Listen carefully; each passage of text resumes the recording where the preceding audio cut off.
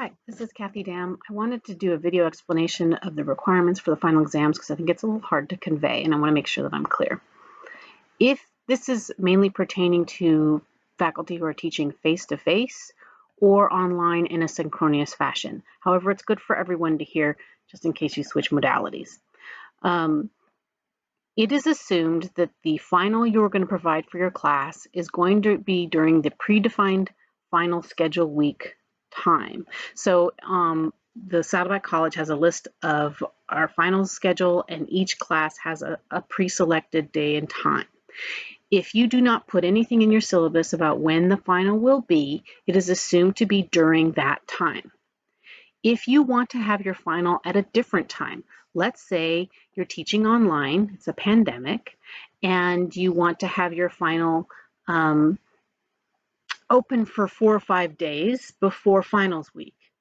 That's okay, you can do that, but you need to have that clearly written out in your syllabus. The final will be open from May 1st to May 5th.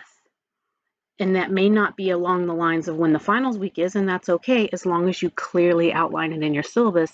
And remember, the syllabus has to be provided to us in the department or the administration 1 week prior to class. So that means before class starts, you need to define when the final will be.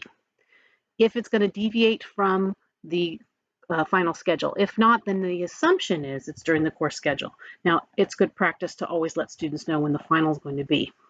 The reason I'm harping on this is because it's kind of a contractual issue. You can have your midterm be at different intervals in the semester. You don't even need a midterm, but the final and the scheduling of the final is really, it has to be defined before class starts. You can't change that once class starts. And if you're going to deviate from the model of the final schedule, then you really need to articulate that in your syllabus at the outset. So now that we've established that, so that you can see why that pertains mainly to face-to-face classes or synchronous online classes, because they're the classes that have scheduled times that they meet. And so those scheduled times would then also be reflected in the final presentation. If you're teaching online, then you're not locked into that. If you choose to change the final exam window or date to be something other than what's published in the final schedule, you can do that, but you will need to make sure that you are available on your scheduled exam time. So that's part of this contractual issue. It's about kind of time and the faculty being kind of committed to the entire time for the class. So let's say that you're teaching a synchronous class that meets Mondays and Wednesdays online, and you're going to make your final exam open Friday, Saturday, Sunday, Monday prior to finals week. Totally fine. You're going to articulate that clearly in your syllabus. But then let's say that your final exam schedule said you were going to have your final on May 10th. And that was going to be the day you were going to have your final according to your synchronous schedule.